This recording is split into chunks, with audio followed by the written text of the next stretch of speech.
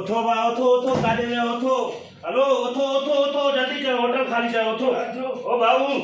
उठो होटल खाली करो इंक्रोचमेंट वाला है होटल ड्राइन था उठो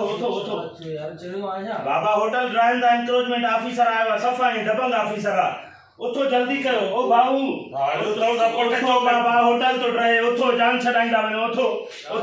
जो होटल ड्राइ तो एकड़ो मिनट थडो थी बाबा उठी त अचो इन वेड़ ए चादर छतो लाई के आहे वेड़ त सही ता उथणी कयो जान छडाईंदा वने छो बाबा छा बाबा होटल ड्राइन ता म्युनिसिपल वाला आया इंक्रोचमेंट वाला आया ड्राइन ता ये कर इन में अचो जरा बेटे के बाहर कढ रहा है यार सुबह या 7:15 दा जने इन में बाबा उठी ता जो जान छड़ायो और मैनेजर मुझे कड बारे दिनी आ तो लाती ने ठायो जो बाबा है इंक्रोचमेंट वारन जी जो जाए ते कब्जो थेला हुआ चिछता थे आना जो का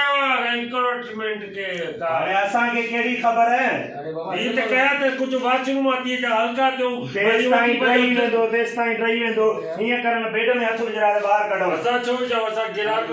खबर यार का केड़ी किस्म या गिराक आयो इन मन काडे नी दाल सुबह साजी बाबा ने काडे भी वने वो ता जो मसलो आ ने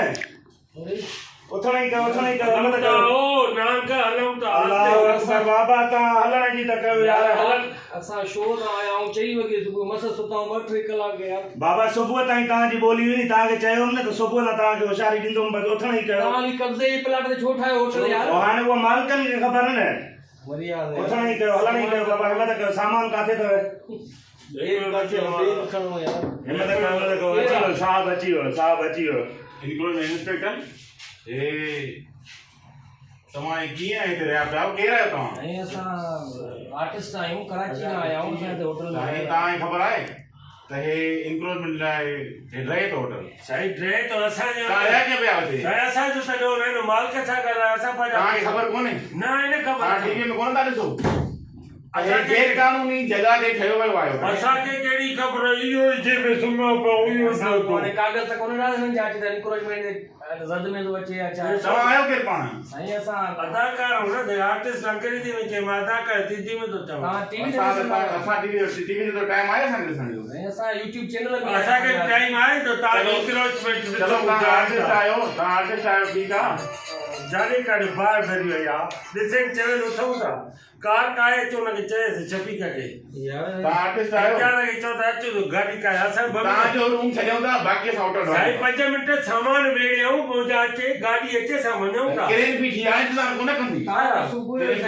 7 बजे की ड्राइव भी रे हो नोटिस मिलल होटल वारन के साई के रहा पे कब्रिस्तान ठाए होती वो ठाए सही का तो अरे बेग काथे हम बेग का थे ठीक है आप जल्दी खाली करो असा आने ये सब खाली रहेगा ना जल्दी करो हेलो बाबा ने सोफे में बैठ के जरायो ना बाकी केर का ड्राइंग दो जल्दी खाली करो किरण जल्दी कमरे में अंदर ही थी यार अच्छा है हर होटल में रहा हूं हेलो साईं हेलो साहब हेलो खड़े पास एक दखणो पानी यार खड़े चप्पल पायो सैंडल काढियो से मां पाटो आ सेंटर हलो ठीक है ॾिसूं था हले हाणे मल काढे हलो हलदा हलो हिम्मत कयो हलदा हलो